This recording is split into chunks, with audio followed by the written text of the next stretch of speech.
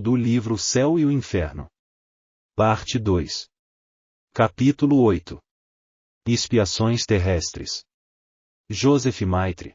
Joseph Maitre pertencia à classe média da sociedade e gozava de modesta abastança, ao abrigo de quaisquer privações.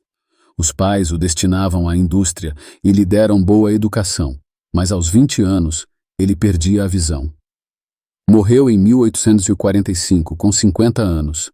10 anos antes, fora acometido por outra enfermidade que o deixou completamente surdo, de modo que só com o tato mantinha relações com o mundo dos encarnados.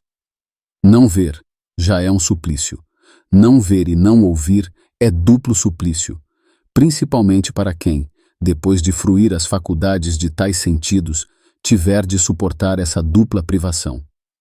Qual a razão de sorte tão cruel? Por certo não era a sua última existência, cuja conduta fora sempre exemplar. Sempre foi bom filho, possuidor de caráter meigo e benévolo, e quando por cúmulo de infelicidade se viu privado da audição, aceitou a nova prova com resignação, sem que ninguém jamais o visse queixar-se de tal situação. Sua conversação denotava perfeita lucidez de espírito e uma inteligência pouco comum.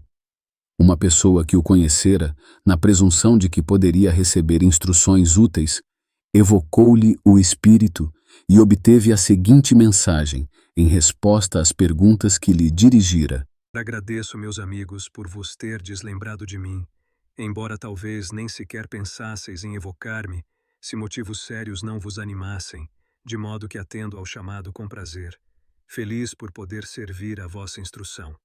Assim, possa o meu exemplo contribuir para tornar mais patentes as provas, já por si tão numerosas, que os Espíritos vos dão da justiça de Deus. Cego e surdo me conhecestes, e para logo vos propusestes saber a causa de tal destino. Eu vô-lo digo. Antes de tudo, importa dizer que era a segunda vez que eu espiava a privação da vista. Na minha precedente existência, em princípios do século XVIII, fiquei cego aos 30 anos, em decorrência de excessos de todo o gênero que, arruinando-me a saúde, me enfraqueceram o organismo. Já era uma punição por abuso dos dons providenciais de que fora largamente acumulado. Em lugar de me reconhecer como causador original dessa enfermidade, julguei por bem acusar a providência, na qual pouco acreditava. Blasfemei contra Deus, reneguei-o, acusei-o, acrescentando que, se acaso ele existisse, devia ser injusto e mau, visto deixar assim sofrer as criaturas. Entretanto, eu deveria dar-me ainda por feliz, isento que estava de mendigar o pão, como tantos outros míseros cegos como eu, mas eu só pensava em mim, na privação de gozos que me impunham. Dominado por tais ideias e pela falta de fé, tornei-me rabugento, exigente, insuportável aos que comigo privavam. Além disso, a vida já não tinha qualquer objetivo para mim. Não pensava no futuro, que considerava uma quimera, depois de esgotar inutilmente todos os recursos da ciência, e certificando-me de que a cura era impossível, resolvi antecipar a morte. Suicidei-me. Quando despertei, achava-me imerso nas mesmas trevas da vida. Não tardei, contudo, a reconhecer que não pertencia mais ao mundo corpóreo. Era um espírito, sim, mas cego. A vida de além-túmulo era, pois, uma realidade. Em vão tentei fugir-lhe para lançar-me no nada. Envolvia-me o vácuo. Se essa vida deveria ser eterna, pelo que ouvia dizer, eu deveria ficar eternamente nessa situação, sempre cego. Ideia horrível. Eu não sofria, mas é impossível descrever os tormentos e as angústias que tomaram conta do meu espírito. Quanto tempo eles teriam durado? Ignoro-o. Mas como esse tempo me pareceu longo. Extenuado, fatigado, pude finalmente analisar-me e compreendi o ascendente de um poder superior que atuava sobre mim, considerando que se essa potência podia oprimir-me, também poderia aliviar-me, e implorei piedade. À medida que orava e meu fervor aumentava, alguém me dizia que a minha cruel situação teria um termo. Por fim se fez a luz e extremo foi o meu arroubamento ao entrever as claridades celestes, distinguindo os espíritos que me rodeavam, sorrindo, benévolos, bem como os que, radiosos, flutuavam no espaço. Quis seguir-lhes os passos, mas força invisível me reteve.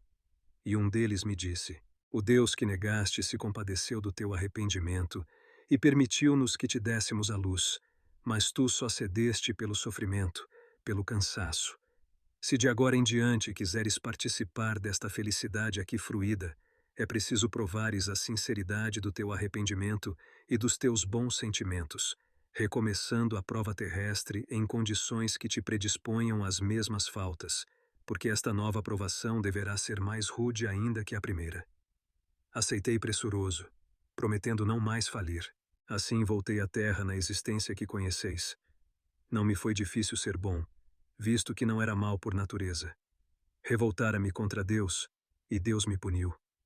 Reencarnei trazendo a fé inata, razão porque não murmurei. Antes aceitei a dupla enfermidade, resignado, como expiação que era, cuja fonte emanava da soberana justiça. O insulamento dos meus derradeiros anos nada tinha de desesperador, porque acreditava no futuro e confiava na misericórdia de Deus. Ademais, esse isolamento me foi proveitoso, porque durante a longa noite silenciosa, a minha alma mais livremente se alçava ao eterno, entrevendo o infinito pelo pensamento. Quando por fim terminou o exílio, o mundo espiritual só me proporcionou esplendores, inefáveis gozos. Hoje, analisando o meu passado, julgo-me relativamente muito feliz, pelo que dou graças a Deus. Quando, porém, olho para o futuro, vejo a grande distância que ainda me separa da completa felicidade. Expiei, mas ainda me faltava reparar. A última encarnação só foi proveitosa para mim. Espero recomeçar brevemente uma existência em que possa ser útil aos semelhantes, reparando por esse meio a inutilidade anterior. Somente então me adiantarei no bom caminho, aberto a todos os espíritos de boa vontade. Eis a minha história, amigos, e se o meu exemplo puder esclarecer alguns dos meus irmãos encarnados, de modo a evitar o atoleiro em que caí, terei por iniciado o resgate da minha falta.